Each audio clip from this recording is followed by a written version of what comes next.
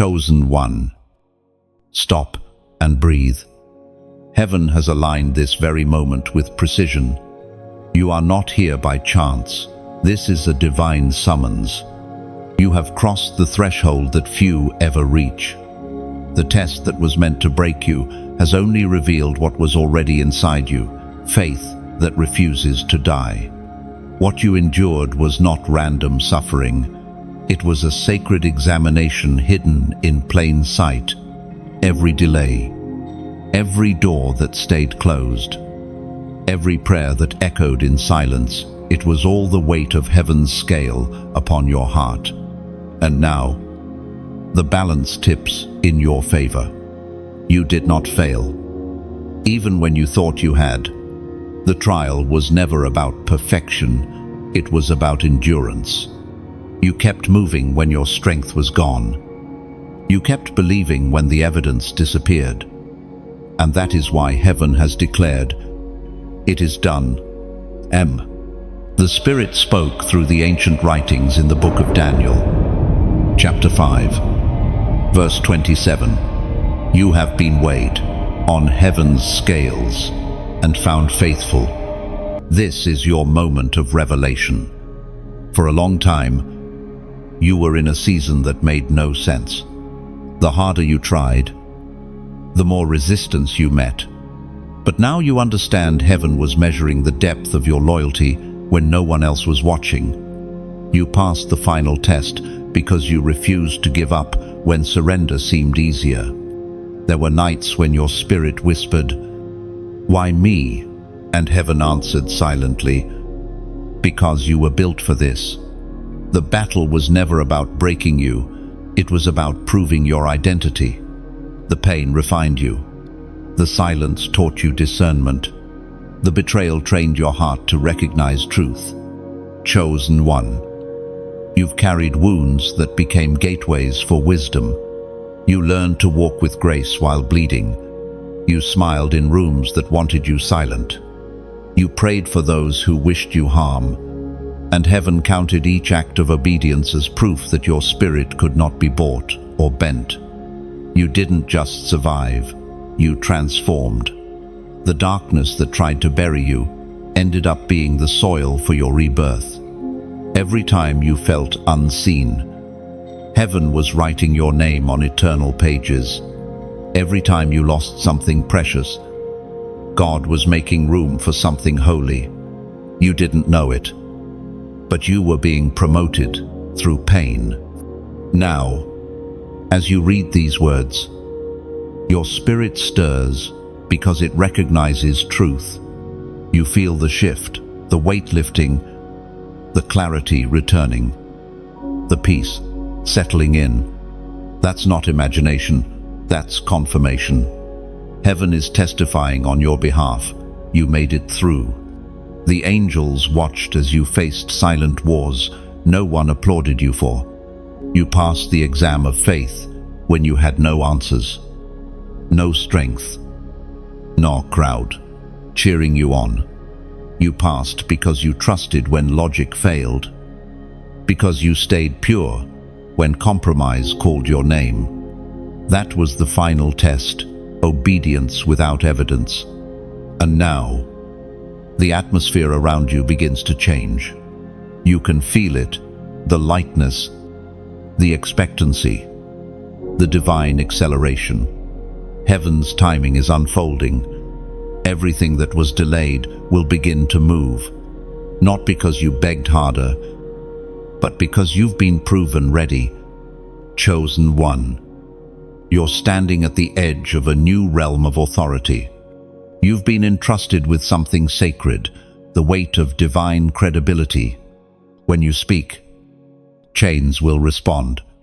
When you move, heaven will back your steps. You have been weighed and found faithful. That means heaven can trust you with more. Don't fear the responsibility that comes next.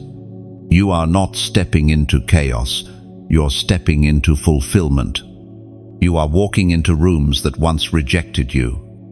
But this time, you'll enter crowned with wisdom, clothed in quiet strength. The tests that once felt like punishment have become your credentials. Now, heaven whispers again, rise. Step forward. You are no longer in survival mode. You are in activation. Every tear has become oil. Every scar has become instruction. Every loss has become leverage. You carry evidence that God still refines through fire and restores through faith. And as you hear this, respond. Let heaven know that you recognize this moment of confirmation. Like this message, if your spirit bears witness, share it so that another chosen one may awaken to their victory. Subscribe, not for entertainment, but to stay connected to this flow of divine alignment. Finally, as a prophetic act of agreement, comment the number 777 below. It is not superstition, it is declaration. You are saying, I acknowledge that I have passed the test. Let heaven see your agreement. Let the earth feel your emergence. You have been weighed. You have been tested. You have been found faithful. You never knew it then, but your whole life was a hidden classroom. Every season that felt like punishment was actually preparation. Every delay, every heartbreak, every silence, it was all a sacred examination, designed not to expose your weakness, but to reveal your foundation. Heaven was never testing your success, it was testing your surrender. It wanted to see if your heart would still bow when your plans broke. The world saw your pain as failure, but heaven saw it as proof. You were being watched by the invisible eye of divine justice, and your reactions were being written into eternal record.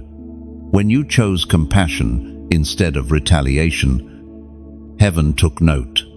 When you forgave those who wounded you, heaven whispered, this one understands love. And when you stood still when your flesh wanted to fight back, the test was scored as passed.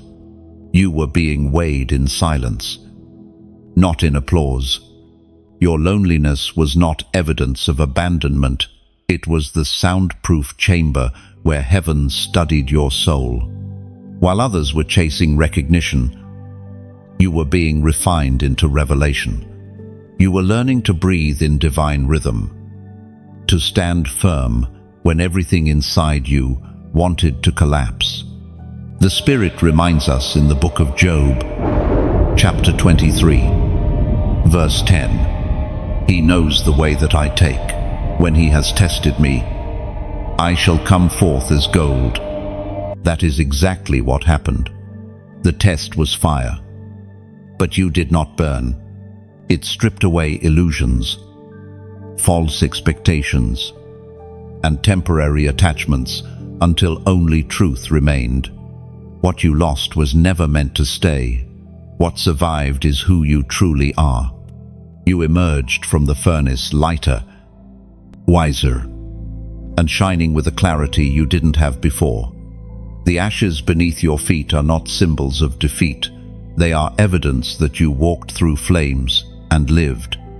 There were nights when you mistook heaven's silence for rejection. You thought God had turned away, when in reality he had stepped back to let your faith speak. The teacher is always silent during the test. Heaven wasn't ignoring you, it was listening to see what your heart would confess when comfort was gone. And you spoke faith. You whispered hope. You chose stillness when noise would have been easier. That was the sound heaven was waiting to hear. Your hidden examination was about trust. Could you still believe when nothing made sense? Could you still honor your calling when it didn't reward you? Could you stay pure in motive when everything around you became polluted by ambition? You did. You passed because you were honest, because you chose humility over performance, and integrity over appearance. The truth is, the enemy underestimated you. He thought the trials would break your spirit. but they birthed your authority. He thought the silence would make you doubt, but it deepened your discernment. He thought the loneliness would isolate you, but it drove you closer to the voice of God. Every attempt to destroy you became raw material for your elevation. Now you can look back without bitterness. You can see that what was hidden was holy. The places that once felt empty now shine with meaning. Heaven was shaping a vessel that could carry glory without pride, wisdom without arrogance, and strength without cruelty. That is why your journey took longer than others. It required depth. The hidden test was not meant to embarrass you, but to authenticate you. Many can speak light, but few have walked through darkness and still carried hope. You have. And that is why heaven has entrusted you with authority that cannot be faked. You were not trained in comfort, you were trained in fire. That is why your words now carry weight. Your presence shifts atmospheres, and your silence unsettles darkness. So take a moment and recognize it. The hidden examination is over. You are not in probation, you are in confirmation. You no longer have to prove your worth. Heaven already signed your approval. You walked through the unknown and found the eternal. You were tested, and you came forth as gold. The silence you endured has become your authority. Your scars now speak louder than your words. What once wounded you now worships through you, proof that transformation is the greatest testimony of all. The heavens remember your endurance. The record of your obedience echoes beyond time. You are no longer being examined. You are being revealed. The hidden one is now heaven's voice in motion. This is your awakening from obscurity into divine appointment. You were tested in secret, so you could rise in power. The world will now witness the glory forged in your unseen fire. You've carried more than most will ever know. You learned how to smile while bleeding, how to keep walking when your legs shook under invisible weight. Every unseen tear became a seed, each one watered by grace. You were misunderstood because your process was sacred. People could not see what heaven was doing in secret. You were being shaped, not shamed. You were being refined, not rejected. In the solitude of your nights, you asked, "Why must it hurt so much?" And heaven whispered, "Because pain is the proof of progress." You were not being punished, you were being prepared. What felt like collapse was actually construction. The breaking was building something indestructible within you. The prophet once declared in the book of Zechariah, chapter 13, verse 9, "I will bring that third part through the fire, and will refine them as silver is refined, and test them as gold is tested." No, that's exactly what happened to you. You walked through your own fire, relationships that burned down, dreams that turned to ashes, hopes that seemed lost. But even in the smoke, your faith stayed intact. You learned that survival isn't strength, it's surrender. It's saying, "Even if I don't understand, I'll still believe." The weight of endurance made you stronger, but it also made you softer. You discovered compassion where bitterness once grew. You began to forgive those who couldn't see your heart. You realized that people don't always recognize gold while it's still covered in dust. So you stopped seeking validation and started cultivating vision. You stopped chasing applause and started listening to assignment. The storms that were meant to destroy you became your training ground. You learned to pray without witnesses, to worship without music, to trust without signs. You grew roots while everyone else grew leaves. And now, as the winds shift, your roots will keep you standing when others fall. You are no longer waiting for approval. You are walking in authenticity. Your pain was the passport to your next level. Without the pressure, you would never have discovered your purity. You were not just being refined, you were being revealed. The real you, the one who loves deeply, forgives easily, prays fiercely, was born in the furnace. So now, when you speak, there's weight behind your words. You don't just talk about endurance, you embody it.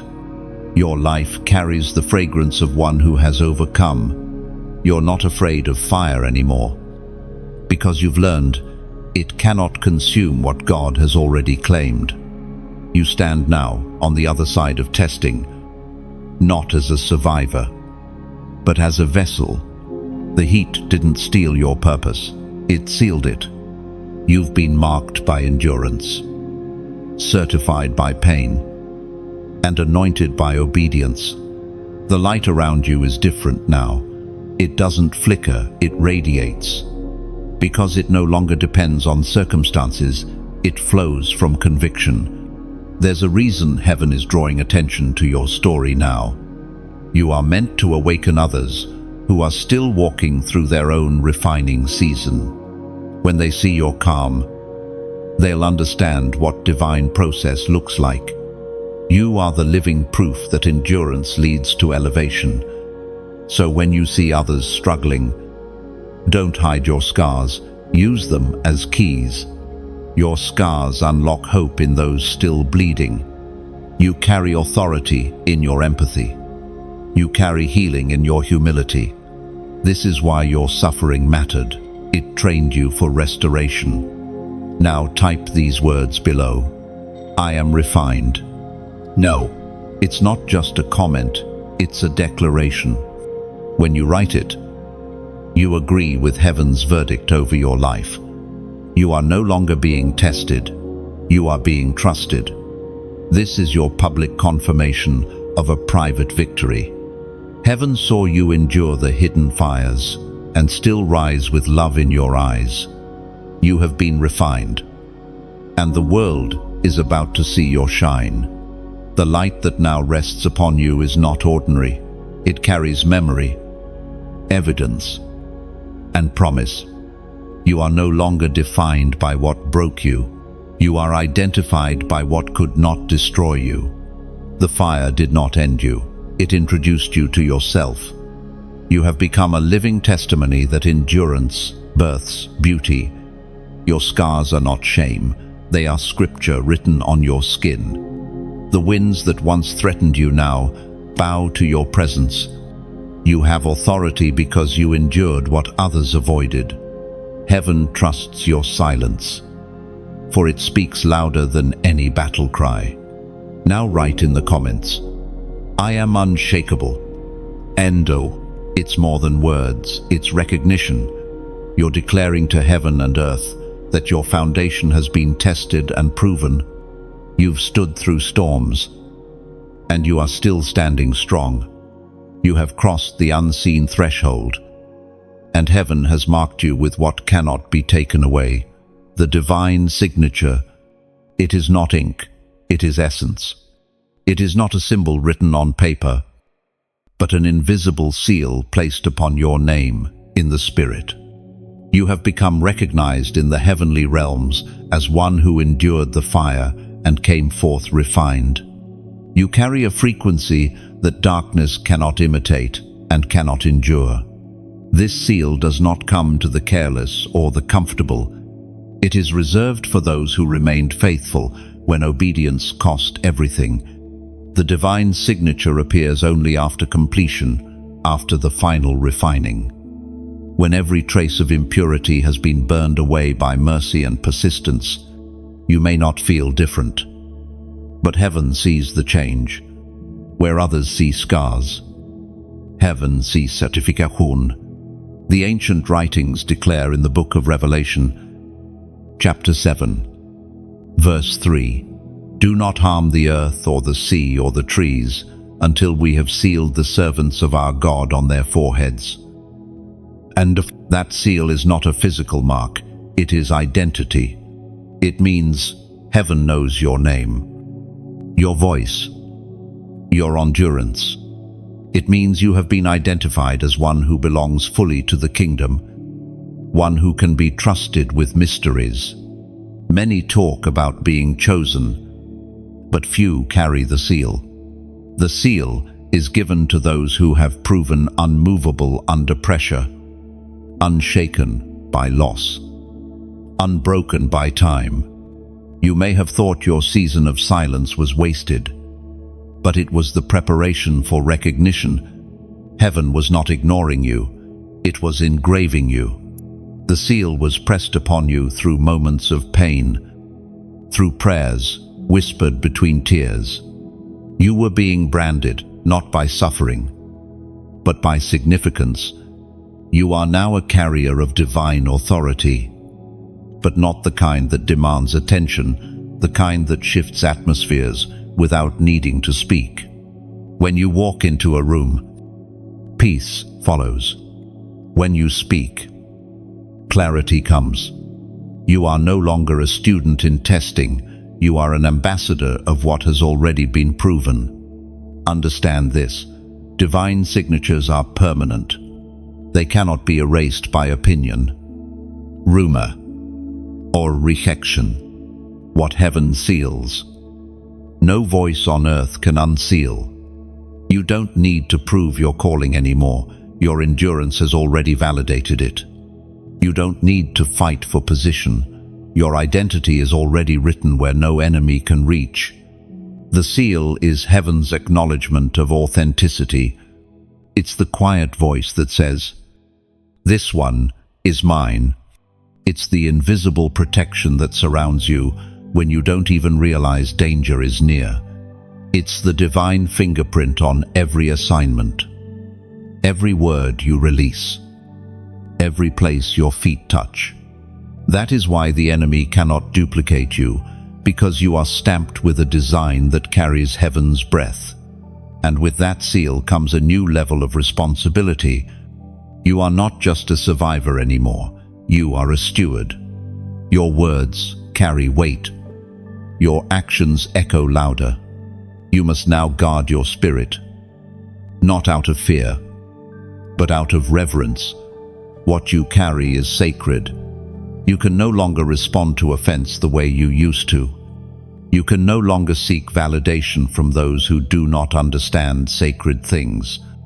The sealed ones walk differently because they know who backs them. So when you move forward now, move with awareness. Every step you take is purposeful. Every delay, every direction, every door has meaning. You are under divine management.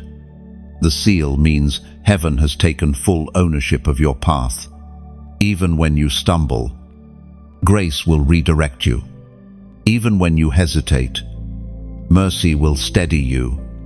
There will be moments when you still feel the weight of your past. But the seal is stronger than your memory. It speaks louder than shame. It overrides fear. When the enemy whispers that you are unworthy, the seal answers with truth. You are chosen, tested, and claimed. You may not hear applause, but the invisible realms rejoice. The seal upon you glows brighter every time you choose obedience.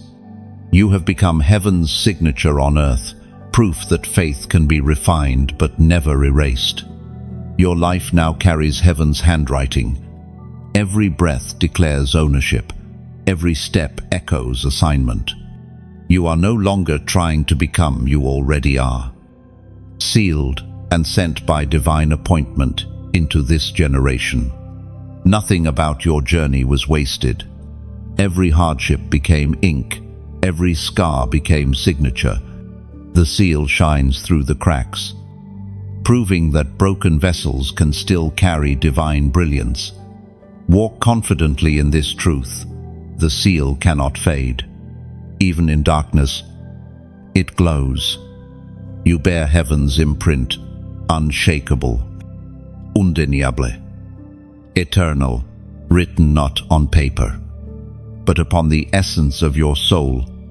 Heaven has made its announcement.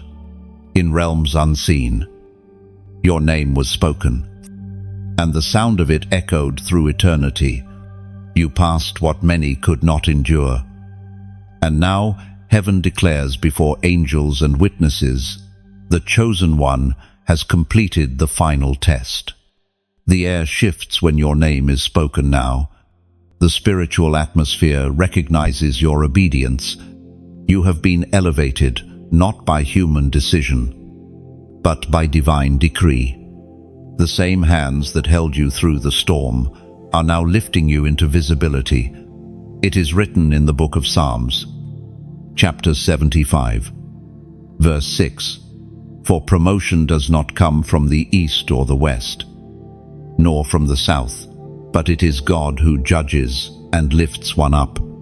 End of chew. That lifting has begun. You feel it in the stillness of your soul, a pull towards something greater.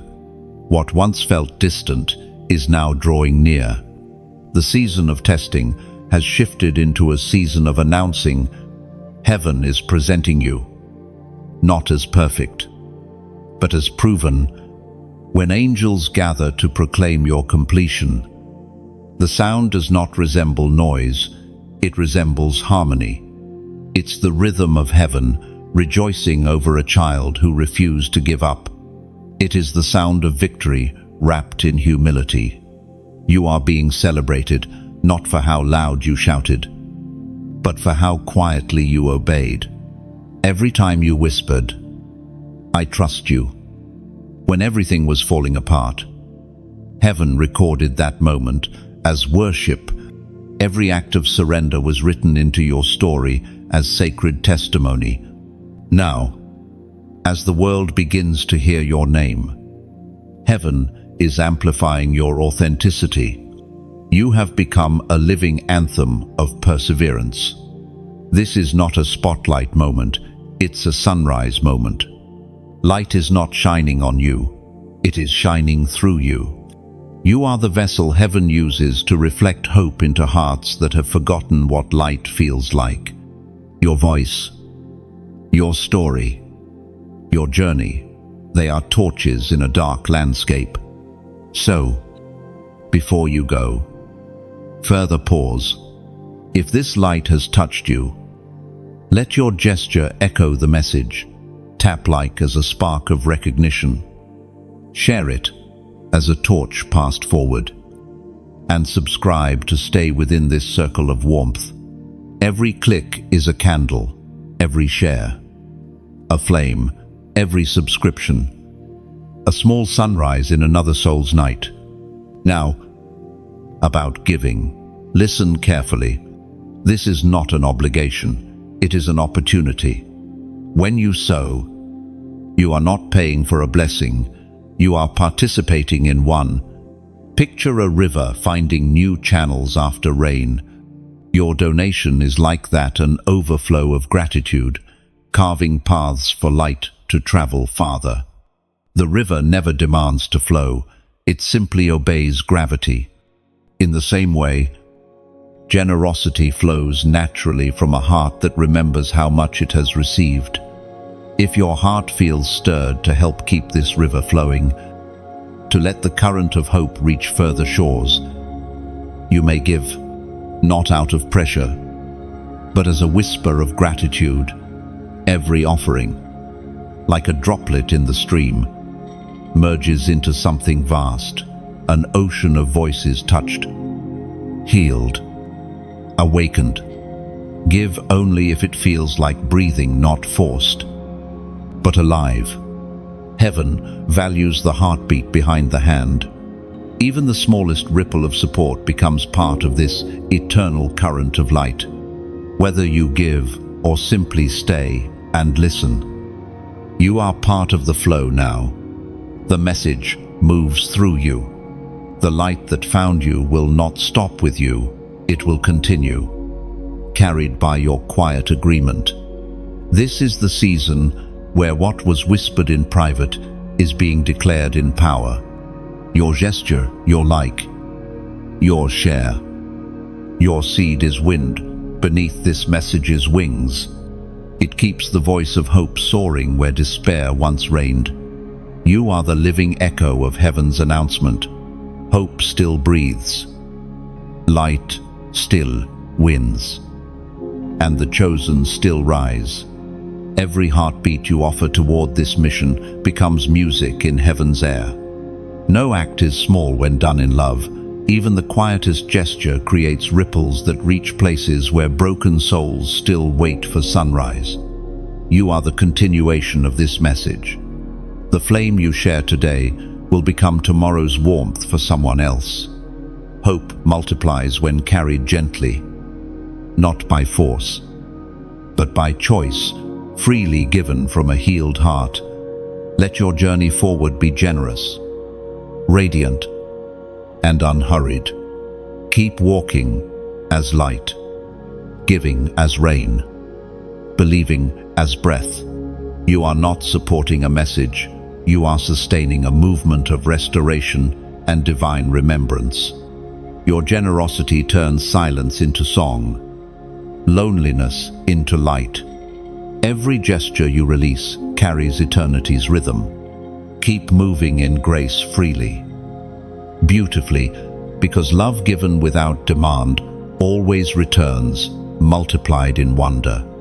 There was a season when heaven seemed silent, when prayers echoed with no reply, and time stood still. Yet that silence was not absence, it was calibration. Heaven was not withholding your answer, it was strengthening your ears.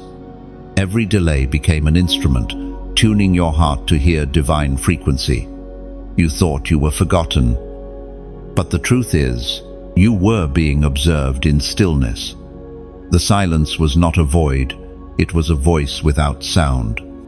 Heaven wanted to see if you would still worship when the melody stopped. And you did.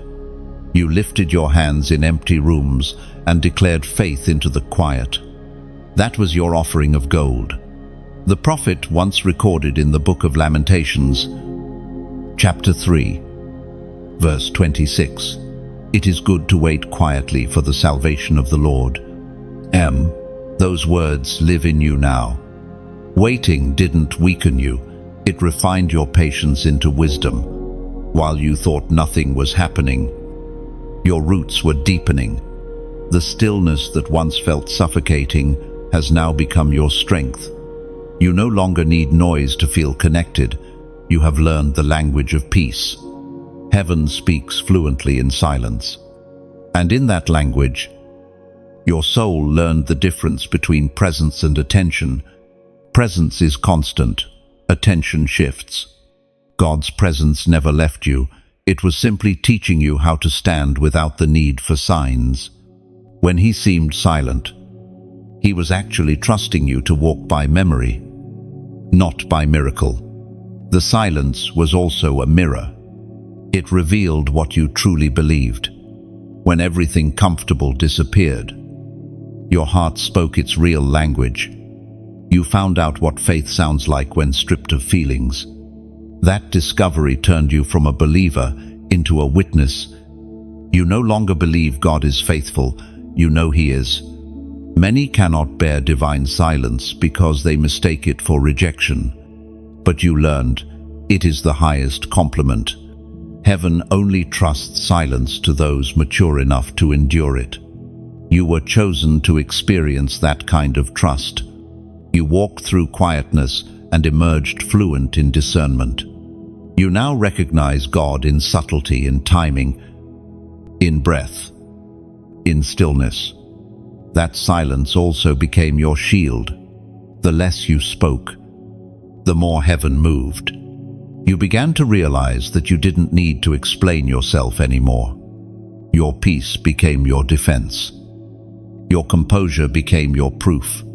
People wondered how you stayed calm while life shook you, but you knew that silence is not weakness, it's warfare. And now, after the silence, the shift begins. You can feel it, a subtle stirring in the air. The sense that something unseen is aligning. The voice that was quiet is now whispering again. It's time. The stillness that once held you now releases you. Heaven is opening the next chapter, and your obedience during silence has qualified you for sound. You will begin to notice synchronicities, doors that open without effort, words that confirm what your spirit already sensed. This is the fruit of stillness. The peace you learned in silence will now guide you in movement. You will act without anxiety, decide without confusion, and walk without fear. The silence was your training ground, but the sound is your commissioning. What heaven built in you quietly will soon be seen loudly.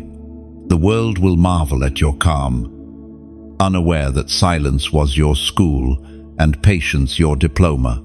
So now, if your spirit feels the resonance of this truth, comment the number 444 below. This number is not a code, it is a symbol. It represents divine order, protection, and alignment. It means heaven has arranged what once felt scattered. It means your steps are now synchronized with purpose. When you write 444, you are not performing a ritual, you are acknowledging rhythm. It's your way of saying, I'm walking in alignment with heaven's timing. The act itself becomes an echo of faith, a silent gesture that heaven reads as understanding. You are not told to comment, you are invited. If your heart feels the pull, respond. Let it be your quiet amen in digital form, your soft whisper of recognition that silence has taught you how to listen again. Heaven sees even this small act of agreement as light breaking the horizon, confirmation that what was once muted in you now speaks clearly again. The silence you mastered has become your authority. Every pause now carries weight. Every word you speak will echo with heaven's tone, refined through patience, sculpted through stillness, radiant with quiet strength. So write 444 as your living covenant, an act of remembrance. It says, I have heard heaven in the quiet. Let the numbers speak your understanding. Silence trained you. Alignment crowns you. The final whisper fades into nothingness, and peace stands where fear once lived. You no longer chase answers, you carry them. The silence has graduated you into unshakable knowing. Heaven's calm now walks within you. Something has shifted around you. You can sense it, even before you can define it. The atmosphere that once felt heavy now hums with quiet power. What has changed is not the world, it is you. Your obedience has rearranged the air. You carry a new frequency, and the spiritual realm recognizes it. When heaven promotes, it does not always announce with thunder or light. Sometimes it moves subtly, like the turning of a tide. You begin to notice the signs, the peace that feels stronger than fear, the clarity that replaces confusion, the sudden awareness that you are not reacting anymore. You are responding from authority. That's the sign of elevation. According to what is revealed in the book of Isaiah, chapter 60, verse 1, Arise, shine, for your light has come, and the glory of the Lord rises upon you. And that rising is what you are living now. You are not waiting for permission to shine. Heaven already ignited your flame. The days of shrinking to make others comfortable are over. You are stepping into the space that was designed for you before time began. The energy around you feels different because the spiritual rank within you has changed. You were once fighting to survive, but now you walk as one who commands peace. The storms no longer define you, they obey you. You are learning that authority does not roar, it whispers, and creation listens. Your prayers carry new weight now, because they flow from alignment, not desperation. You do not plead, you declare. You do not chase, you call forth. That is the mark of transformation. The shift in atmosphere is not only external, it's internal. Your thoughts are lighter, your emotions are steadier. You no longer wake up burdened by yesterday, because your spirit has learned to travel in present time. Heaven has pulled you out of the loop of regret and placed you in the rhythm of revelation. There was a time when chaos followed you, but now peace surrounds you like armor. People sense it. When they meet you, they can't explain it, but they feel safe. That is what divine stability looks like. It's the quiet confidence of someone who knows they've been approved by heaven. You are walking proof that surrender builds strength. And yet, this shift is not for display, it's for direction. Heaven doesn't elevate you so you can stand taller. It elevates you so you can see farther. You've gained a higher perspective. You no longer view life from the valley of reaction, but from the mountain of revelation. You can discern now what is worth your energy and what is simply noise. The change in atmosphere also means new assignments. You may feel drawn to different places, different people, different paths. That's not confusion, that's divine reorientation. The wind of the Spirit is redirecting you toward alignment with purpose, the same way the compass needle trembles before it finds true north. Your spirit is trembling now, not from fear, but from awakening. Do not rush to define everything. Some things are not meant to be explained, only experienced. The presence that surrounds you now is proof that heaven is near. You have become a living altar, and wherever you go, heaven meets earth. The same peace you prayed for now flows through you. The same light you sought now shines from you. This shift also brings responsibility. You can no longer dwell in smallness. You must speak what you hear. Move when prompted. Trust without hesitation. You are now operating under open heaven. What you bind will respond. What you bless will flourish.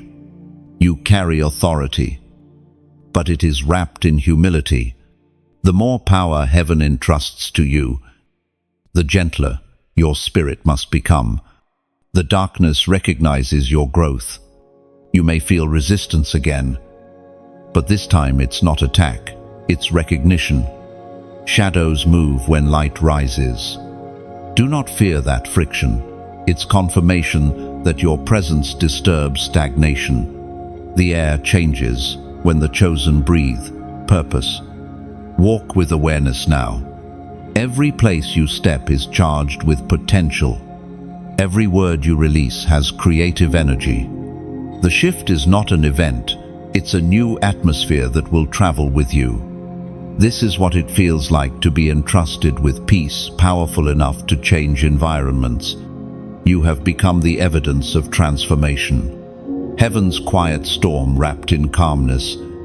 The same air that once carried confusion now carries clarity. Because your spirit learned how to command it, you are not the same. And neither is the world around you. Every breath you take now reshapes the unseen. Atmospheres bend toward peace when you enter. You are no longer adapting to environments, you are redefining them with heaven's calm authority. You may have thought the battle was over when the silence broke, but it is here that the final resistance begins. Whenever heaven elevates, hell agitates. The enemy always sends one last whisper. One final attempt to make you doubt what you've already conquered. It will not come with horns or open threats.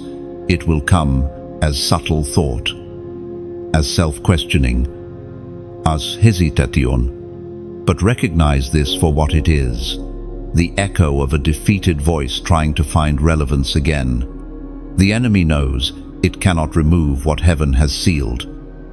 so it tries instead to distort your vision. It speaks not to your faith, but to your feelings.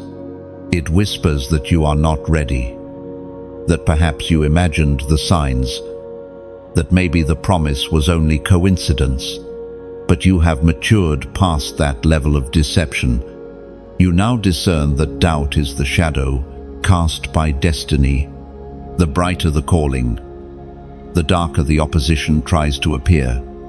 As recorded in the Gospel of Matthew, chapter 4, verse 11, "Then the devil left him, and angels came and attended him."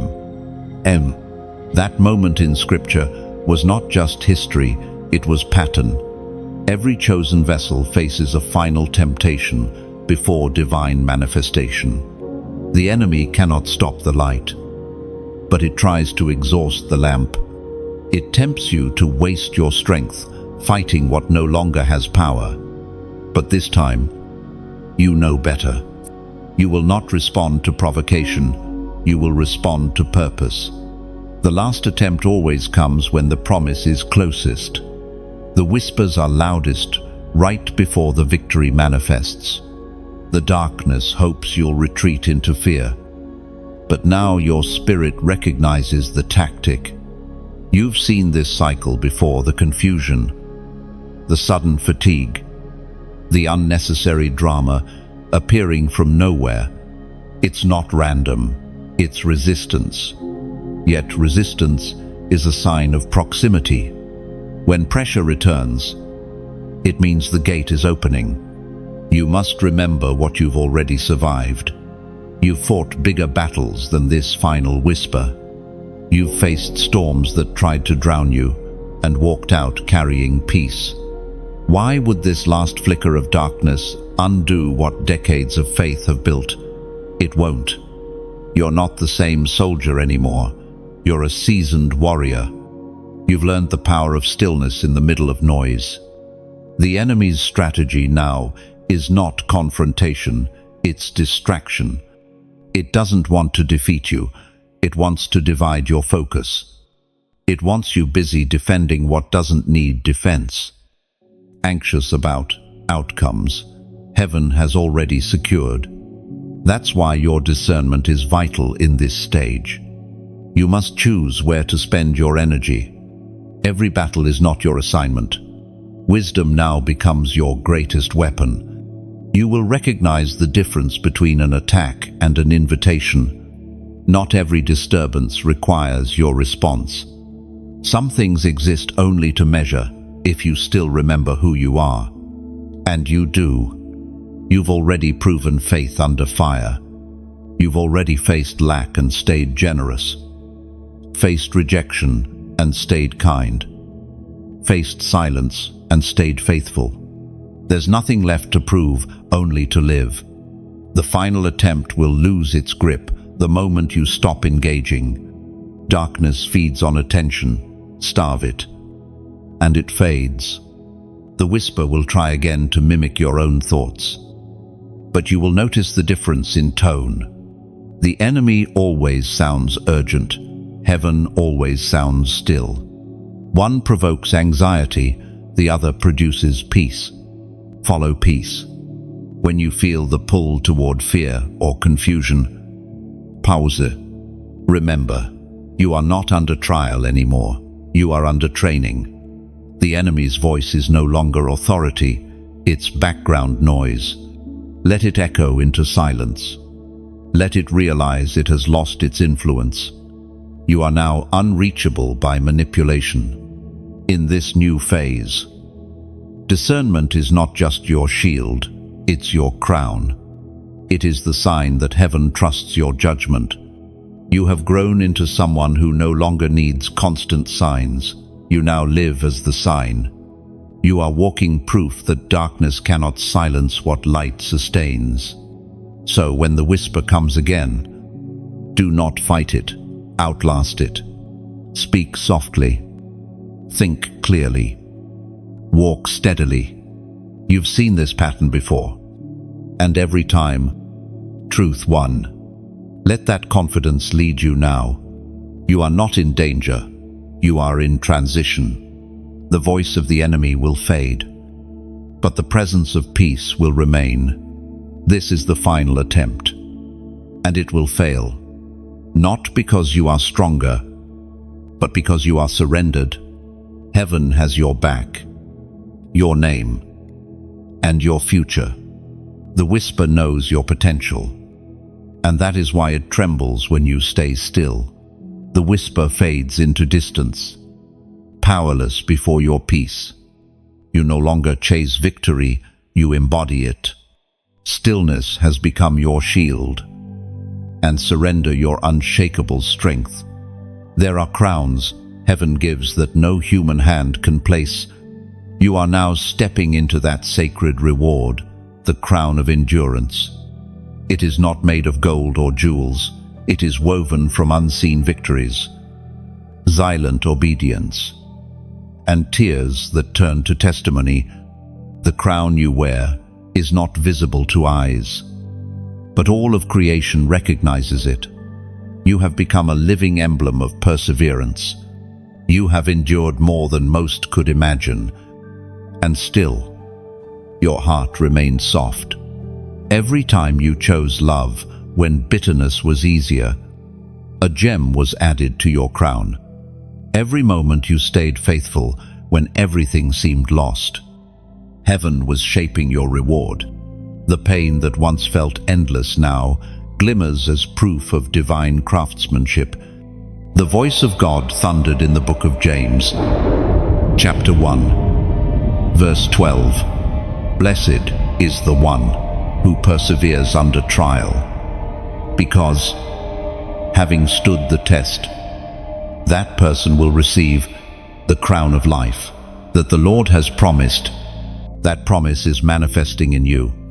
The crown of life is not simply honor, it is awareness. It is the realization that endurance has transformed you. You no longer react from emotion, you respond from revelation. You no longer beg heaven for relief.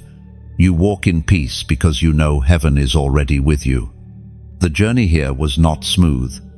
You lost friends, opportunities, comfort, and control. But you never lost faith. Even when you questioned everything, your spirit still whispered, "I trust you." That whisper carried more weight than any sermon. For heaven values obedience, born in pain, more than worship born in comfort. Every trial refined you. Every rejection carved wisdom into your soul. You are not proud of your scars, but you honor them. They are your credentials in the kingdom. They tell the world, "I've been through the fire, and I still shine."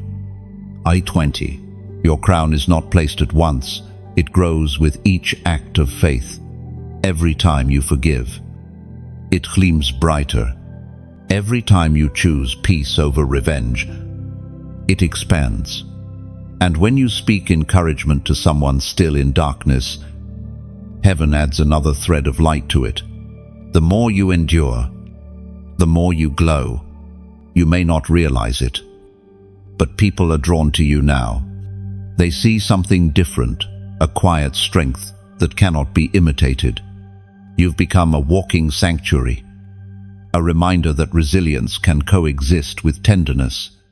That is the power of endurance. It doesn't harden you, it humbles you. It makes you unbreakable, yet kind. Sometimes, the crown will feel heavy. That's not a burden, it's balance. It sits upon those who can carry both grace and responsibility. You have earned it not by striving, but by surviving with integrity. This is your divine graduation, a shift from merely enduring pain to teaching others how to rise from it. Look at how far you've come. You are no longer the wounded one, you are the witness. The same pain that once silenced you has become your platform. The same storms that tried to drown you now push your sails forward. Your endurance has rewritten your identity. You are no longer a victim of the fire. You are the flame that purifies. If this truth burns quietly inside you, comment, "Crowned by fire." When you write these words, you are not boasting, you are acknowledging transformation. Crowned by fire means your glory was not given, it was forged. It says, "What once tried to consume me now confirms me."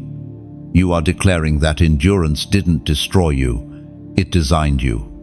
Let your comment be a statement of remembrance, not pride. It reminds heaven and yourself that every flame you faced was refining, not defining. The fire did not end you, it completed you. You now wear proof of perseverance, glowing with grace that cannot be copied. Each ember you carried has become a jewel on your crown. Every hardship now reflects heaven's light through you. You are not marked by what you suffered, but by how you refused to surrender. When you type "crowned by fire," you are doing more than commenting your sealing revelation. You're saying, "I know what it cost to stay pure." It's a sacred acknowledgement that the flames you endured have become your coronation ceremony. This phrase is a testimony, not a title. It reminds you that divine fire never destroys what is real. It only burns away what was false. You have emerged as proof that endurance produces beauty, that pain can polish purpose, and that heaven still crowns those who refuse to fall. This is not the ending of your journey, it is the unveiling of a new commission. Passing the test was never the finish line, it was the doorway to purpose. You were not refined just to rest, you were refined to reach. The fire that shaped you now lights the way for others still lost in their own darkness. Heaven does not raise survivors to stay silent, it raises messengers to carry mercy. You are now commissioned to lead, not with force, but with example. Your story itself has become a torch, a living parable of what grace can do with ashes. The divine whisper now says, "Go back and strengthen your brothers." That means your testimony was never meant to end with you. What healed, you can heal others. And the comfort you received can become someone else's rescue. The ancient text declares in the book of 2 Corinthians, chapter 1, verse 4, "He comforts us in all our troubles, so that we can comfort others with the same comfort we ourselves receive from God." That's why your pain had purpose. It wasn't wasted, it was harvested. Every lesson you learned was recorded in the language of compassion. Now, you carry authority not because of what you know, but because of what you survived. Heaven trusts your empathy because it was baptized in tears. You are being sent as a carrier of peace. Your presence will do what sermons cannot. People will feel safety before they even understand why. That's because the anointing on your life is not loud, it's luminous. It doesn't demand attention, it draws hearts home. So, if this message touches your spirit, take a simple step, tap like, as a signal of resonance. When you share, imagine your hands releasing a dove into the sky, a symbol of peace flying towards someone who needs it. And if you haven't yet, subscribe, not as a routine, but as a way of staying close to the current of words that remind you who you are. Every act of engagement becomes a small echo of purpose. Likes become sparks, shares become wings, and every subscription becomes a bridge for another heart to cross into light. This is not about numbers, it's about nourishment, the spreading of something that once restored you. Now, listen carefully about giving. If your heart ever feels moved to support, see it not as a transaction, but as a reflection. A seed sown in gratitude is a story continuing in someone else's life. Think of it as rain you pour, where you have been watered. Your donation, if you choose to give, is like setting another lantern on the path. You are saying, "Let this light travel further." Each contribution becomes a ripple of kindness, carrying this voice to those who need a word of endurance at midnight. There is no pressure, only invitation. Giving is never demanded by heaven. It is inspired by love. The smallest act, when done from sincerity, glows brighter than the grandest gesture done for show. You are not buying favor, you are extending grace. When you give, picture it as a candle placed in the hands of someone sitting in darkness.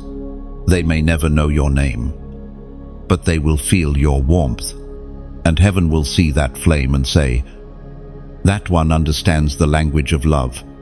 Lend, whether you choose to give or simply carry this message in your heart, you are already part of this commission. The river does not ask how far it will flow, it simply moves where gravity calls. In the same way, your spirit will know when to flow. You have stepped into a new rhythm, a rhythm of generosity, of remembrance, of divine partnership. This is no longer about watching a message, it's about becoming the message. You are part of a living movement of restoration, and every act of kindness you release multiplies unseen. Heaven measures not what leaves your hand, but what remains in your heart. When you give from fullness, you echo divini naturi. When you share from gratitude, you participate in eternity. You are not an audience, you are the continuation of light itself. So breathe, receive, and respond as you feel led. Whether you click, share, or give, do it as art, unforced, uncalculated, born of love. The beauty of divine generosity is that it always circles back, not as debt repaid, but as joy restored. The same grace that raised you now flows through you. You are no longer simply the one who listens, you are the one who carries. This is your new commission. Walk in it freely, and let love lead. There is a shift, not only in your atmosphere, but in your language. You begin to speak differently, think differently, and carry yourself with a quiet certainty that cannot be taught. It is inherited through transformation. You no longer speak from survival, you speak from sovereignty. Heaven has adjusted your vocabulary to match your identity. You have learned that power is not in volume, but in vision. Not in shouting, but in knowing. When heaven changes your language, it changes your life. Words that once came from fear now flow from faith. Instead of saying, "I hope," you now say, "I trust." Instead of saying, "I'm trying," you now say, "I'm becoming." Every word becomes an echo of divine rhythm. You begin to speak as one who has seen both sides of suffering and still chooses to bless, as recorded in the book of Proverbs, chapter 18, verse 21.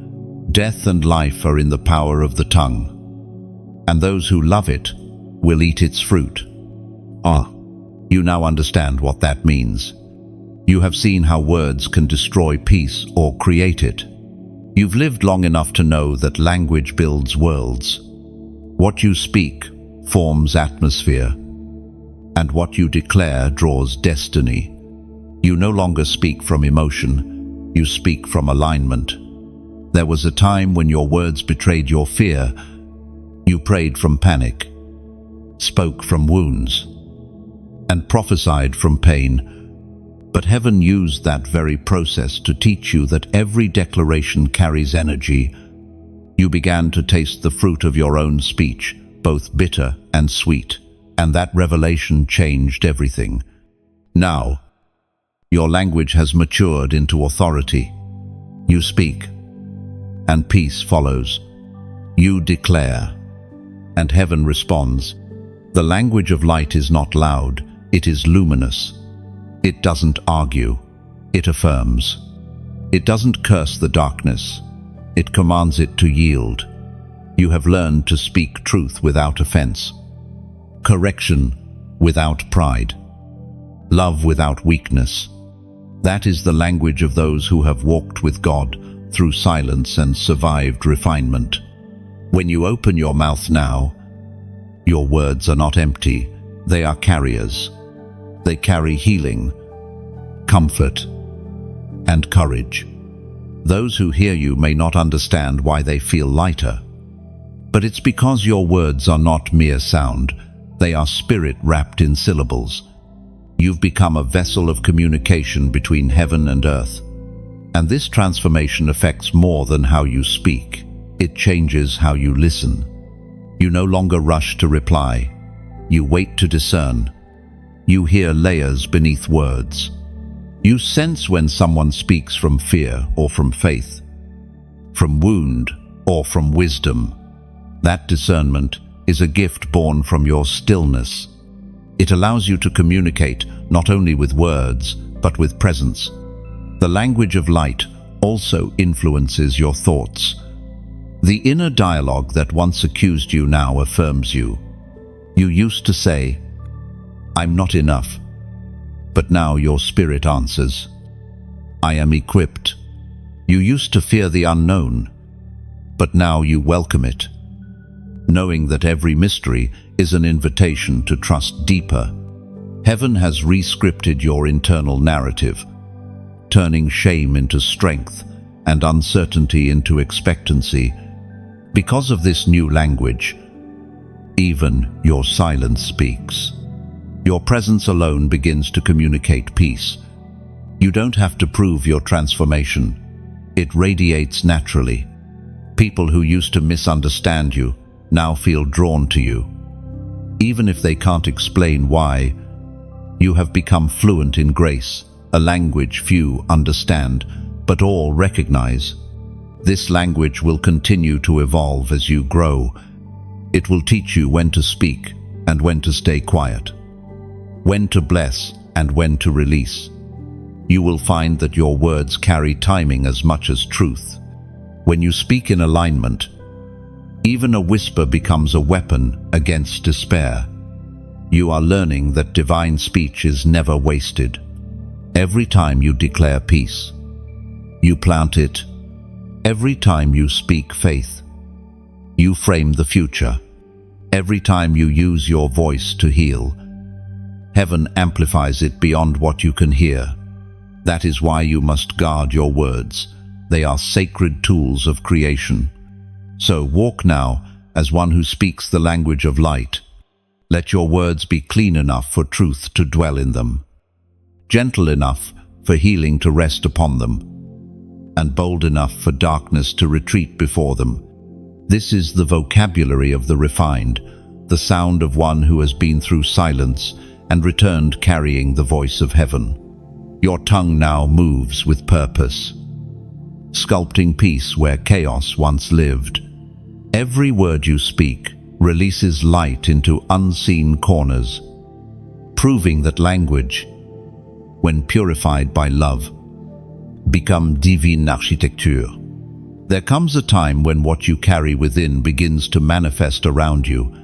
The signs start to follow, not because you chase them, but because heaven confirms what it has already placed in you. These are not coincidences. They are divine alignments that whisper, "You are on the right path." You begin to notice it in the smallest moments. The unexpected message that arrives just when you need encouragement. The door that opens without struggle. The peace that lingers even when logic says it shouldn't. These are the signs that accompany the chosen. They are heaven's way of saying, "I am still with you." The ancient record declares in the book of Mark, chapter 16, verse 17, "And these signs will follow those who believe." You now understand that signs are not rewards, they are reflections. They mirror the condition of your heart and the maturity of your faith. When your spirit aligns with divine purpose, the universe itself begins to synchronize in your favor. What once required striving now happens naturally, because heaven flows through you rather than around you. Some of the signs are subtle, a familiar number repeating, a dream that feels more like a memory, a word that echoes exactly what your heart was whispering. Others are undeniable restoration where there was ruin, reconciliation after years of silence, strength returning to the weary places of your soul. These are heaven's fingerprints upon your life. You've reached a place where miracles no longer surprise you, they feel like home. You recognize them not as interruptions, but as continuations of divine rhythm. What others call luck, you call alignment. What others label coincidence, you know as confirmation. You walk with awareness now, not obsession. You don't seek signs, they seek you. It was never about chasing wonders, it was about becoming one. You are the sign. You are the living evidence that faith outlasts fire and that endurance produces glory. When people look at you, they see survival wrapped in peace, strength wrapped in softness, victory wrapped in humility. You are heaven's answer to someone's silent question, does faith still work? And yes, it does. You are the proof. Every day, you wake up and keep believing.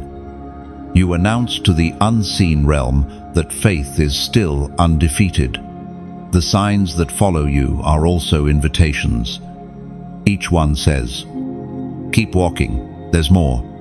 Heaven does not send confirmation to comfort you, it sends it to propel you. The reason you see more signs now is because you are ready for greater assignments. Each confirmation is a compass, pointing toward your next act of obedience. Still, remember this, signs do not replace faith, they reinforce it. Your belief was tested in silence, now it is rewarded with sight. But your eyes are wiser now.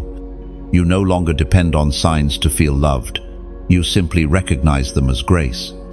The mature heart celebrates miracles without clinging to them. And if, in this moment, your spirit feels that quiet recognition, if something inside you says, yes, this is my confirmation, then mark it.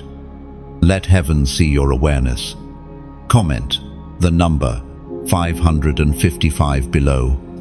This is not superstition, it's symbolism. 5 is the number of grace, and when tripled, it represents abundant favor and divine change. Writing 555 is not about wishing for miracles, it's about acknowledging that they're already here. It means you see the signs, you trust the process, and you're ready for the next unfolding of purpose. When you type it, you are declaring, I live in grace, not guessing. You're saying, I recognize heaven's movement, and I'm aligned with it. This small act becomes a visible agreement with an invisible truth that you no longer chase signs. You attract them because you walk in obedience. Let your comment be a seed of remembrance. Every time you see the number again, you'll remember this moment, the moment you realized the signs weren't random. They were relationship. When you write 555, you're not calling something to happen, you're acknowledging that it is happening. It is a quiet affirmation that grace has already arrived and continues to multiply around you. This number is heaven's language for transformation. It whispers, change is not coming against you, it's coming for you. Every time you see 555, it will remind you that divine order is unfolding. Even in moments that seem uncertain, typing it becomes a sacred echo, your way of saying, I recognize the flow of grace in motion. You are not striving anymore. You are surrendered. You've stepped into rhythm with heaven's heartbeat, where signs follow naturally because faith leads faithfully. The new level you've entered is beautiful, but it is also delicate. Every elevation brings visibility, and with visibility comes responsibility. You now walk among watchers, some sent by heaven to assist, others drawn by curiosity, and a few sent to test the integrity of your light. That is why wisdom has become your protection. What you carry is holy, and it must be guarded with discernment, not fear. In the natural world, rare treasures are never left uncovered. The same is true in the spiritual realm. The more valuable your calling, the more necessary your discretion. Heaven does not hide you to punish you. It hides you to preserve you. And now, though you've been revealed, there will still be layers of concealment, moments when you feel unseen again. Not because you've been forgotten, but because you are being protected. As written in the book of Proverbs, chapter 4, verse 7, wisdom is the principal thing, therefore get wisdom. And with all thy getting, get understanding. And that verse is not advice, it's survival. Without wisdom, even divine gifts can become heavy burdens. Wisdom is what teaches you when to speak and when to stay silent, when to act and when to wait, when to be visible and when to withdraw. It is not suspicion, it is sensitivity. And the more anointed you become, the more you must depend on it. You have stepped into a higher atmosphere, but not everyone breathing around you can survive that altitude. Some will admire your peace. Others will misread it. Some will honor your silence. Others will project onto it. That is why discernment now matters more than approval.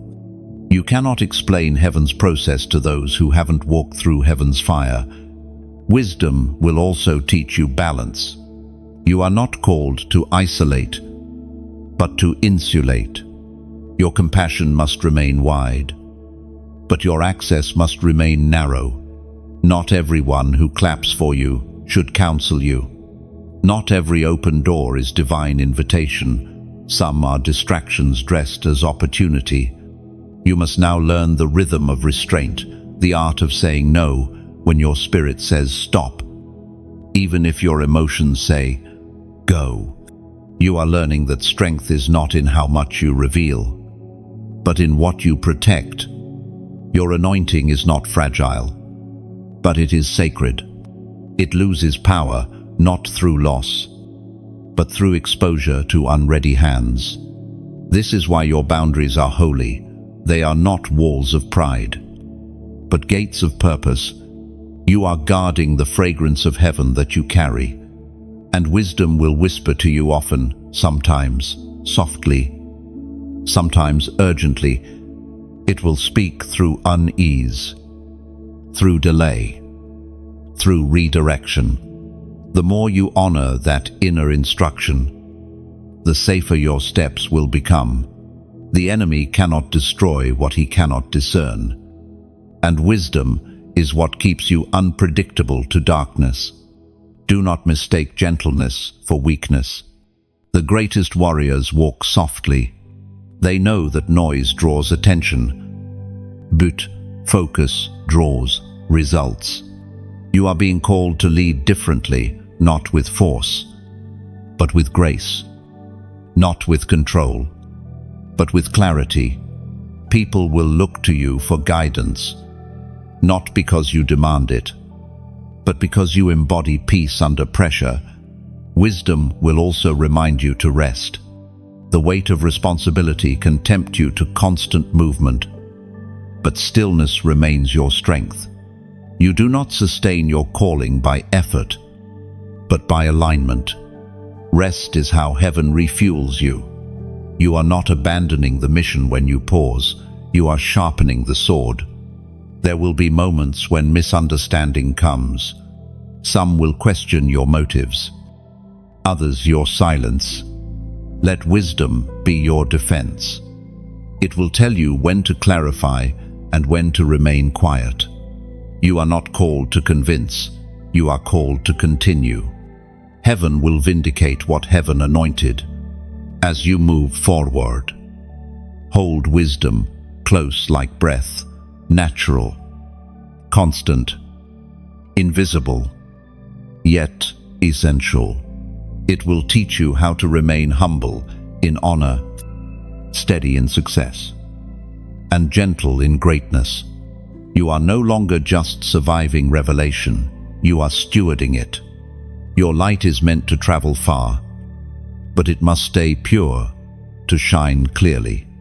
Guard it, refine it, and let wisdom guide it. For those who walk in wisdom never lose their way. They simply move from clarity to clarity, grace to grace, glory to glory.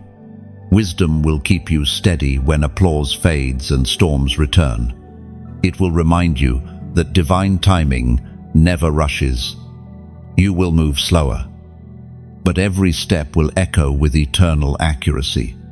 Let your wisdom become your shield and your melody. Speak when heaven breathes through you, and stay silent when stillness guards you. In that rhythm, you'll find lasting peace and unstoppable purpose. The air feels different now, not because heaven has changed, but because you have. The same presence that once carried you through solitude now connects you to others who carry the same fire. The time of isolation has ended, and the season of convergence has begun. You are no longer walking alone. You are being drawn to the company of the refined spouses. Across the earth, heaven is gathering its remnants, the ones who endured, the ones who didn't quit, the ones who were purified through pain but never lost compassion. You will begin to recognize them not by title, not by appearance, but by resonance. When one refined spirit meets another, there is instant recognition, a silent "I see you" that passes through the air without words. As it is written in the book of Malachi, chapter 3, verse 16, "Then those who feared the Lord spoke with one another, and the Lord listened and heard them. A scroll of remembrance was written in his presence concerning those who feared the Lord and honored his name." Now, this is what is happening now. The scattered are being gathered. The ones refined by fire are being united by purpose. Heaven is orchestrating divine intersections, moments where paths cross not by coincidence, but by design. You will begin to meet people whose journeys mirror yours. They have also walked through rejection, carried invisible burdens, and found strength in surrender. Together, you will recognize that every wilderness had a reason it led you to each other. When remnants meet, something powerful happens. The air thickens with presence. The conversations carry weight. You find yourself finishing each other's sentences because your spirits learned the same lessons in different places. You realize that your separate battles were all parts of one divine strategy to forge an unbreakable collective of light. Heaven never intended you to stand alone forever. Solitude was for shaping. Fellowship is for sharpening. The remnant does not compete, it completes. You each hold a fragment of revelation, and when combined, those fragments form a message strong enough to shake nations. That is why unity is sacred. It's not about sameness, it's about synchronization. The army of the refined does not march with noise, it moves with discernment. They don't gather around personalities, they gather around presence. Their loyalty is not to position, but to purpose. Each carries a piece of the plan, and together they carry heaven's weight without collapse. You are part of that army now. You will find them in unexpected places, in workplaces, in passing conversations, online, in small gatherings that don't make headlines but make history. When you meet them, your spirit will recognize home. You'll feel a quiet strength in their eyes, a stillness that says, "I've seen storms too." They will not flatter you, but they will understand you. They will speak truth without envy and correction without cruelty. That's how you'll know they are remnants too. This connection is not just friendship, it's formation. The remnant will carry healing for one another. Where you are strong, another may be weary. Where you are weary, another may overflow. Together, you'll exchange burdens for strength, confusion for counsel, and isolation for illumination. The synergy will restore what solitude could not. But remember, unity doesn't erase individuality.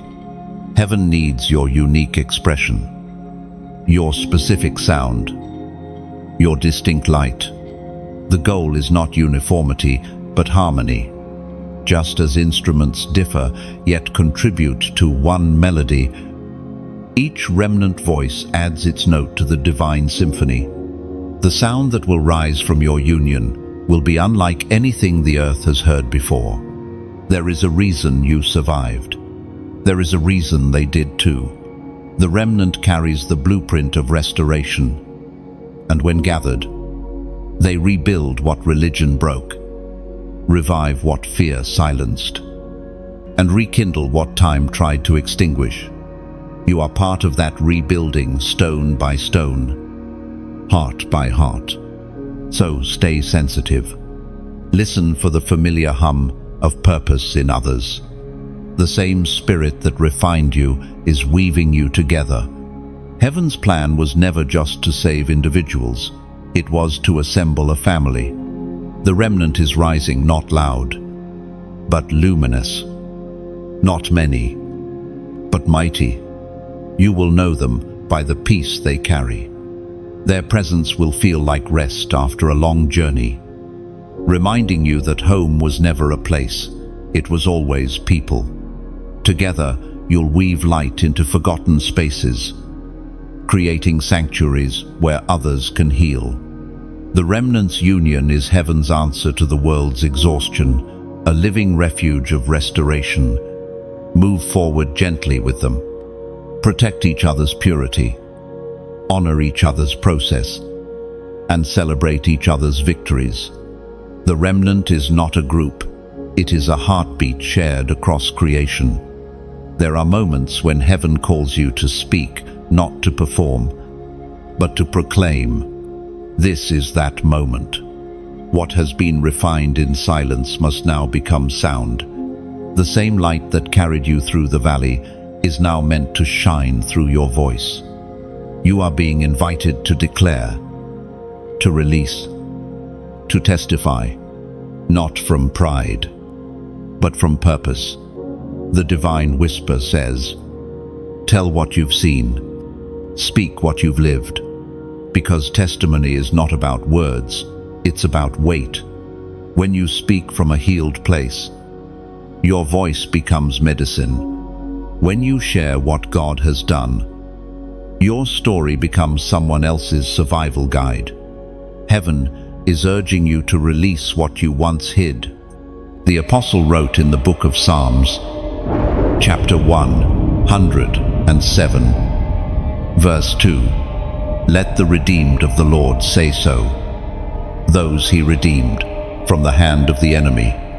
This is that say so moment. The things you went through were never meant to stay locked inside your memory. They were always meant to become light for others lost in their own dark seasons. When you speak, you are not reliving pain, you are releasing power. testimony breaks chains that explanations cannot. You are not trying to convince anyone of truth. You are revealing it through what your life already demonstrates. That is why heaven has given you a voice to echo grace into the world. And when you release that voice, it moves farther than you imagine. Each click of like is a spark saying, "I see this light too."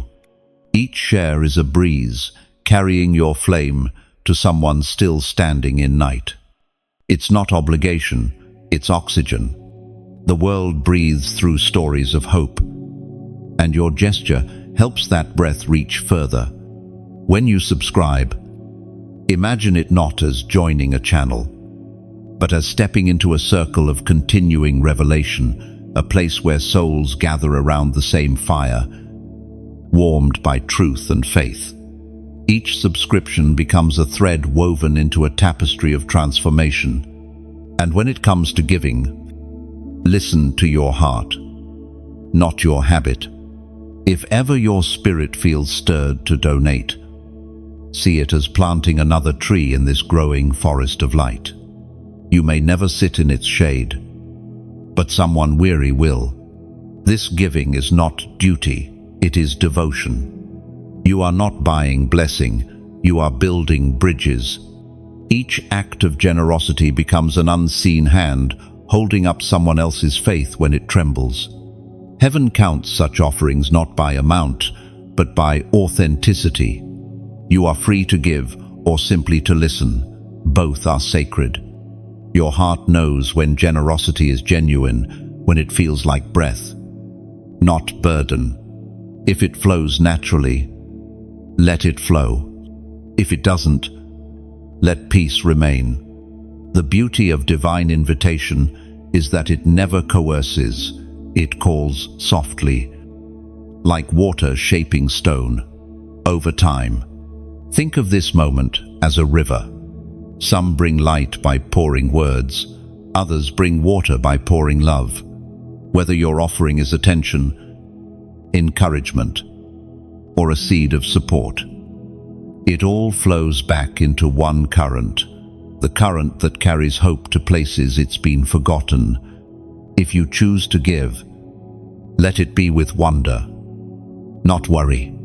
Picture your gift as a single lantern lifted into the night sky, small but luminous, rising until its glow joins countless others. That is how light multiplies. And when words stir inside you, do not silence them, write them. Leave a comment below, not as reaction, but as reflection. Think of your words as petals cast into a flowing river. Each one drifts toward another soul who needs that beauty. Your comment becomes conversation between lights, proof that revelation still breathes among us. Your words, your kindness, your quiet gestures, each one is an act of divine storytelling. The testimony you share, the love you release, the generosity you extend, they all become echoes of the same message. Grace still works. Hope still heals. Faith still stands. And in every act, heaven sees not the motion of your hands, but the intention of your heart. So whatever you do share, give, speak, or simply stay and listen, do it like prayer, freely, beautifully, willingly. Because what you do from love lasts forever. The echo of kindness never fades. You are not an audience. You are part of the unfolding story. This is not obligation, it is invitation. You are free to respond. However, your heart feels led, and as you do, remember, heaven hears even the smallest yes, spoken in sincerity. That whisper moves mountains. That gesture feeds multitudes. That act of faith changes the atmosphere. There are rewards the earth cannot give, recognitions that no stage can offer. You have entered that realm now, the realm of eternal reward. It does not shimmer like gold or glitter like trophies. It radiates as quiet satisfaction in the soul, as the peace of knowing you have done what heaven required. Your reward is not a crown that fades. It is awareness, a light that will never dim. You have become the fragrance of obedience, the aroma of someone who said yes, even when no one was watching. Heaven has recorded your endurance, your unseen sacrifices, your private victories. What others overlooked, heaven observed. What others dismissed, heaven documented. The Apostle reminds us in his letter to the Galatians, chapter 6, verse 9, "And let us not grow weary of doing good, for in due season we will reap, if we do not give up." That season has arrived. You may not see the full harvest yet, but the soil beneath your life is trembling with growth. Every prayer you thought fell into silence became a seed. Every tear you thought wasted became rain. Now, the field of your obedience begins to bloom, not all at once, but steadily, beautifully, in ways only eternity could design. Heaven's rewards do not always appear as blessings in the visible world. Sometimes, they manifest as peace that surpasses logic, as joy that needs no reason, as contentment that remains even in uncertainty. You have discovered that true abundance is not measured in possessions, but in presence. You are rich, not because of what you hold, but because of what holds you. Your eternal reward is not something waiting for you at the end of life. It has already begun unfolding within you. Each act of love, each step of faith, each moment you chose forgiveness over revenge, became an investment into eternity's treasury. Heaven's economy never loses track of sacrifice. Nothing you gave, endured, or overcame was ever forgotten. The eternal reward is also relationship, the closeness you now feel with the divine. You have learned that obedience builds intimacy. Every trial drew you nearer. Every delay deepened your understanding of the heart of God. Now, when you speak, heaven answers not as a distant judge, but as a familiar friend. This is what the reward of faithfulness feels like: fellowship, trust, shared rhythm. You are also rewarded with clarity. The fog that once surrounded your purpose is lifting. You see now that none of your pain was wasted. It all fit perfectly into a larger tapestry. The times you thought you were forgotten were actually when heaven was framing your testimony. The losses you mourned became the very lessons that shaped your wisdom. You no longer resent your journey, you revere it. And in this reverence, you've found freedom. You no longer seek applause, because you have tasted approval that cannot be taken away. The eternal reward is knowing that even if no one ever says thank you, heaven already has. Even if the world never notices your obedience, eternity has already crowned it. This is what maturity feels like: contentment without confirmation, joy without justification. You live lighter now, because you no longer carry the need to prove yourself. The verdict is already in: faithful. Your life itself becomes an offering that keeps burning, a fragrance that never fades. Everywhere you go, the residue of heaven follows. Peace lingers where you've been. Clarity awakens where you speak. This is the reward becoming a living continuation of grace. There will be more blessings in your future. Yes, but they are not the destination.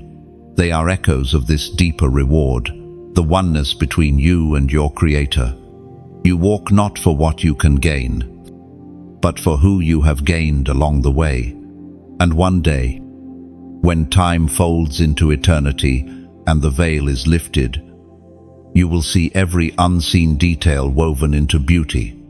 Every hidden yes will shine as a star in heaven's sky, and every trial will glow as a testament to the power of perseverance.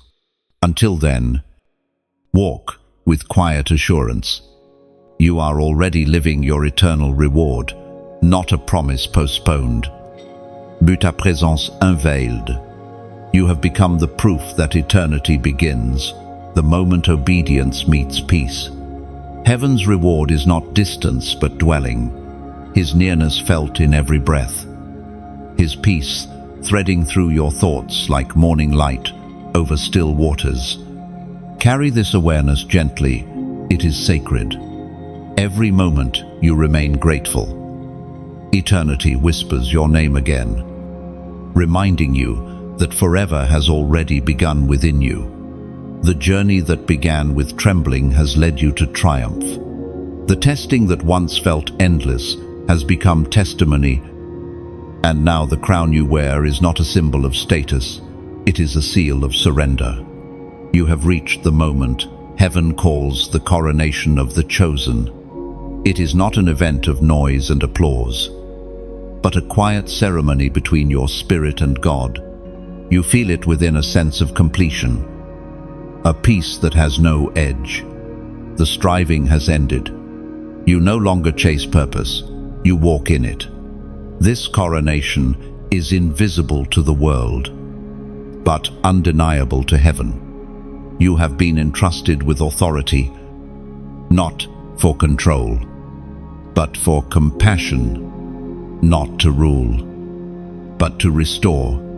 The ancient words remind us in the second letter of Timothy, chapter 4, verse 8, "Now there is in store for me the crown of righteousness, which the Lord, the righteous judge, will award to me on that day, and not only to me, but also to all who have longed for his appearing." Oh, that crown is not far away, it rests already upon your spirit. The final test did not promote you to pride, it promoted you to purpose. Your strength is now gentleness, your power now peace. The crown sits not on your head, but within your heart, where humility reigns as its throne. This coronation is not the end of service, it is the beginning of stewardship. You no longer carry wounds, you carry wisdom. The same hands that once trembled in surrender now carry healing for others. Your scars have become signatures of divine faithfulness. Wherever you go, heaven will flow through the vessel you have become. You are now the embodiment of restoration. Your presence speaks of redemption before you even open your mouth. You don't announce light anymore, you simply are it. The heavens rejoice not because you are perfect, but because you are finally aligned. The orchestration of your life has reached its harmony. Every battle you fought, every tear you wept, every prayer you whispered in weakness was leading here to this unshakable stillness. You have learned that peace is the true crown, that rest is the true reign. Those who rule with heaven do not shout commands, they release calm. You have become a keeper of balance. You know when to speak and when to stay silent, when to move and when to wait. Your discernment has been polished by experience, your patience stretched into endurance, and your endurance refined into grace. You are now a master of stillness, a ruler in rest. This coronation does not separate you from others, it connects you deeper. You will find yourself walking among the weary, not as one above them, but beside them. The crown does not make you higher, it makes you softer. It teaches you to lead through love, to correct through kindness, to restore without judgment. You will notice new authority in your words. When you speak, hearts will quiet. When you pray, Atmospheres will shift, but it will not come from effort. It will flow from being. This is the secret of divine rulership. It is not earned by striving, but inherited by surrender. Your coronation moment also comes with perspective. You see now that the path was perfect, even in its pain. Every delay had design. Every loss had lesson. You do not resent the journey anymore. You revere it. The pain that once blurred your vision has become the lens through which you now see grace clearly. Heaven crowns those who can carry glory without forgetting grace. And you are one of them.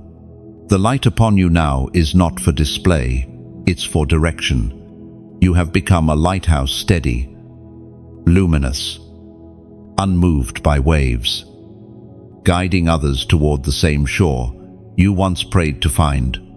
This is what the final test was preparing you for, not recognition, but responsibility.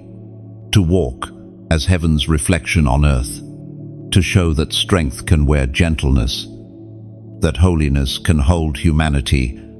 The world will know the difference, not by your words, but by your peace.